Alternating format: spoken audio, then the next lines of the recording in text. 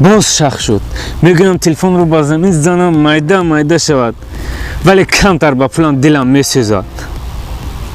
شما هم با چنین حال روبرو شده اید؟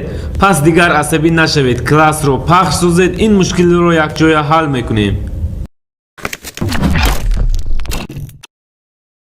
سلام دوستان، باز با شما مبارز احدوف. آیا دریا دارید وقتی تلفن خریدید چگونه تست کار میکرد و حالا باشد پس از استفاده طولانی چگونه کار میکند؟ البته برای این نه تنها کمپانی تلفن بلکه خود ما هم گناهکاریم که قاعده های عادی استفاده تلفن رو رعایت نمیکنیم.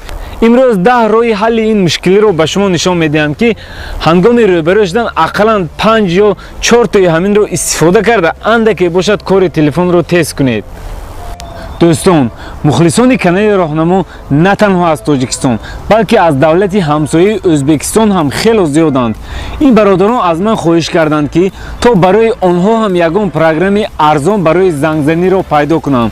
خوشبختانه من برنامه رو با نام سیگما کال از پلی مارکت پیدا کردم که برای اینها و برای مهاجران تاجیک هم لازم میآید. با این پروگرام زنگزنی به بسیار دولت‌های جهان ارزانتر است. خصوصا با UTCL و بیلاین ازبکستان همگی 12 روبل تشکیل میدهد. با تاجیکستان اندکی قیمت می باشد. بعد رجیستراسیون پروگرام به شما نمر میدهد که میتوانید همچون رقم مخفی استفاده کنید. اگر اینجا پرومکد رو به دوستانتون فرستید آنها استفاده کنند هم به شما و هم به دوستانتون بونوس می شود که برای صحبت میتوانید استفاده کنید. اینجا بهاگذاری پروگرام یک چیز رو از خاطر برآوردم که شاید بعضی و انتظار رو ولی اکثریت بیزار. تو تاکسی چی؟ تاکسی ها که تاکسی چی خدمت های؟ ما همیشه کوشش میکنیم ماشین‌های اصلا ارزان و بهترین رو یافته پیشکش شما گردانیم تا شما مهاجران براحت با نرخ‌های ارزان با ماشین‌های کامفورتنی به سرحد قزاقستان رفته بیایید. این البته به فایده شما است. کمتر به فایده ما هم هست. یکم، انیماسیون برنامه ها. در تلفن ها فونکسیه هست با نام انیماسیون. این اصلا کاری ما را هنگام استفاده برنامه های زیاد خیلی آسان میکند ولی محکم نکرده ماندن این کار تلفن را سست میگرداند. کناپکه مقابل نظر و در بعض تلفن ها کناپکه موبایل این را پیدا میکند. از این راه همیشه پس از استفاده پروگرام های فعال را محکم کرده مانید. این برای تلفن مفید است. دوم، ویدجتی. گاه برای آسانی کارمون ساعت، آب و هوا، موزیک و غیره را در روی اکران تلفن میگذاریم. این البته پهمیت زیاد را نمیگیرد ولی همیشه فعال کار میکند.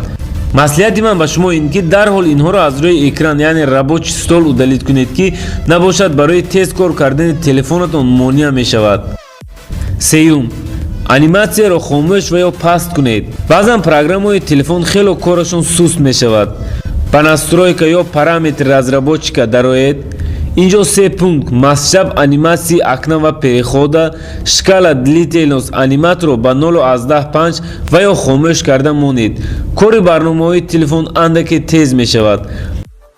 کسانی که در تلفنشون настройки разработчик رو پیدا نکردند با настройки تلفن дароед در پایان او تلفن یا об устройство این از مدل تلفن وابسته.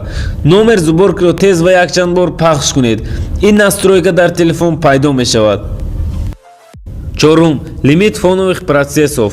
اگر مدل تلفنتون کهنه باشد و تلفن سست کار کند باز به همین настройка یعنی پارامتر разработчика дароед لیمیت فونوwych процессор رو پیدا کرده داخل شوید.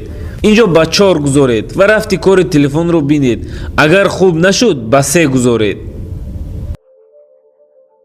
پنجم، перезагрузка تلفن. کناپکه میکشتگی رو داشته گاه تلفن رو перезагрузить کرده استید که این کش رو تازه کرده کاری بعضی پروگرام های فعال رو که شما چند وقت شد استفاده نمیبرید میدارد. این کار رو در یک هفته اقلا 2-3 بار تکرار کنید. کار تلفن رو باز هم میتیزاند. ششم، پروگرام های اسد زیاد بودن پروگرام ها یکی از سبب های اساسی سستشوی کار تلفن به حساب می رود. بعضا به настройка приложения در آمده پروگرام ها رو از نظر گذرانید، نالازمش رو ادالید و بعضیش رو که دیر استفاده میکنید استنوید کرده مونید. مثلا من پروگرام تاکسی رو استنوید کرده میمونم чунки дар як моҳ 1 ё 2 бор истифода мекунам ва халос. дӯстон, эҳтиёт бошед. ҳеҷ гоҳ программои контакт, звонки, смс ва ба ин монандро остановид накунед. ҳафтум, безопасный режим. мехоҳед фаҳмед ки сустшавии кори телефон аз ҳисоби программаҳо ё аз системаи худи телефон аст. пас телефонро ба безопасный режим пайваст карда санҷед. барои фаъол кардани ин режим кнопкаи питани яъне мекуштагиро пахш кунед.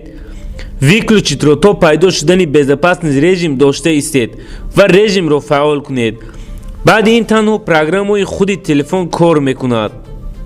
кори телефон агар хуб шуд айб дар программо, агар не айб аз ягон системаи даруни телефон аст. барои хомӯш кардани ин режим телефонро перезагрузид кунед. агар нашуд ҳангоми гирён шудани телефон кнопкаи пасткунаки громкостро то пурра дар гирифтани телефон дошта истед. дар телефонҳои Samsung ҳангоми гирондани телефон кнопкаи пасткунаки громкостро пахш карда меистед. безопасный режим фаъол мешавад. барои хомӯш карданам ҳамин кнопкаро истифода баред. ҳаштум, тафтиши папкаҳо. гоҳ ҳангоми бекор шудан ба маи файли дароед, папкаҳоро як аз назар гузаронда файлҳои нолозимаро удалид кунед. баъзан чунин файлҳо мусор пайдо мешавад ки инҳоро ҳатман тоза кунед.